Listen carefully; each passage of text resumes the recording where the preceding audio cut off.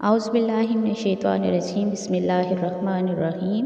मोहतरम नाज़रीन, अस्सलाम वालेकुम वरहमतुल्लाहि वबरकातुहू। आज हम अल्लाह ताला का सिफाती नाम नंबर 76 पढ़ेंगे। अलबातिनु। अलबातिनु का मतलब है पोशीदा।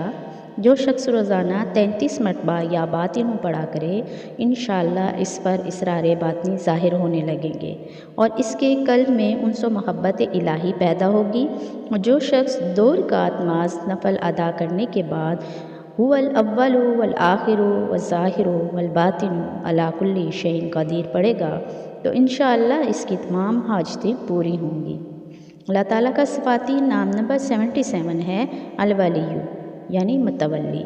जो शख्स कसरत से अलवलियु का विर्द रखेगा वो नागहानी आफ़तों से इंशाअल्लाह महफूज रहेगा। पानी पर दम करने के बाद वो पानी मकान में अगर छिड़क दिया जाए तो वो मकान भी इंशाअल्लाह तमाम आफ़तों से महफूज रहेगा।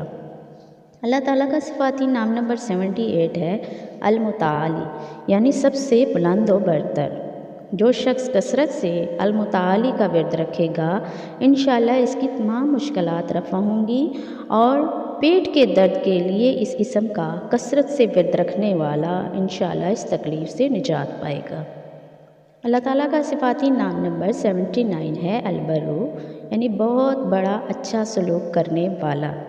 जो शख्स शराब नोशी और बदकारी में गिरफ़्तार हो, रोज़ाना 7 मरतबा ये इसम पढ़े, इंशाअल्लाह इन गुनाहों की रग़बत इससे जाती रहेगी।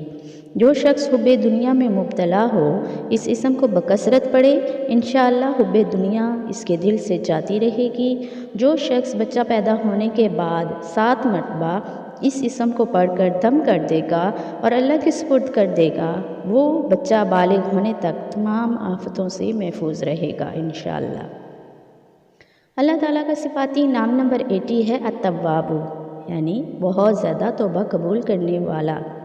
जो शख्स चाश्त के बाद 320 मरतबा इस इसम को पढ़ेगा, इंशाअल्लाह इसे सच्ची तौबा नसीब होगी।